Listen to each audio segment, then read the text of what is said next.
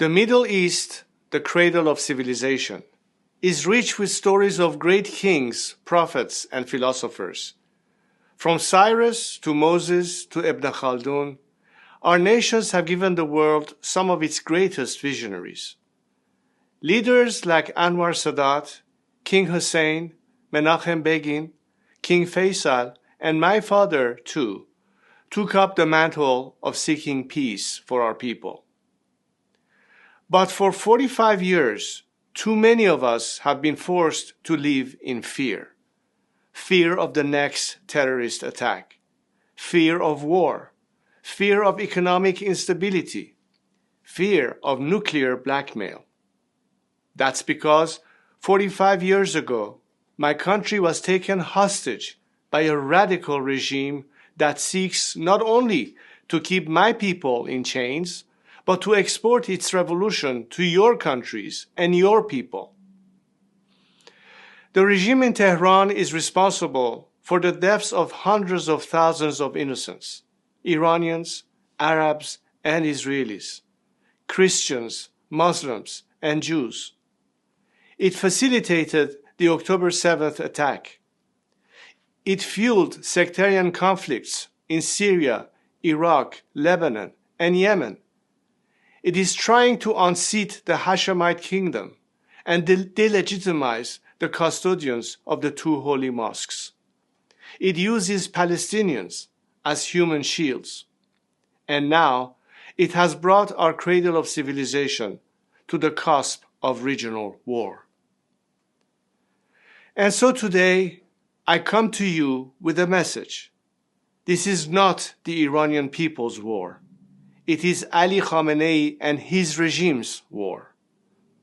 The tyrant in Tehran couches his warmongering in Iranian nationalism. But he does not speak for our nation.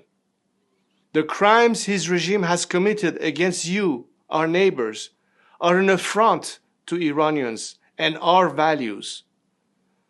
For us Iranians, pride in our nation and love of our country do not come at the price of hatred, antagonism, or chauvinism. My compatriots have shown time and time again that they do not want Iran's wealth spent on fueling wars, fostering instability, or funding terrorism.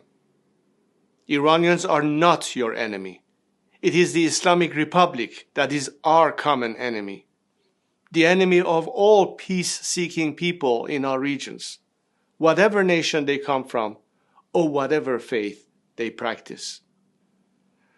So I say to you, our friends across the Middle East, our region deserves so much better.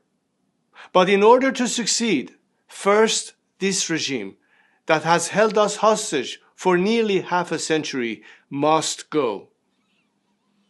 The Middle East is all too familiar with turmoil and upheaval.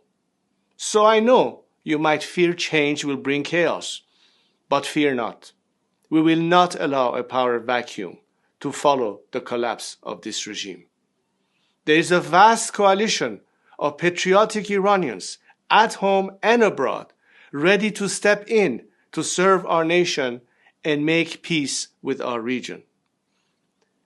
I have told my compatriots that I will do my duty. I will step forward at their call to oversee this peaceful transition to democracy and Iran's return to the community of nations. Peace is neither a relic of history nor a distant dream. It is a promise we owe to ourselves and our children. And together, we can make it a reality.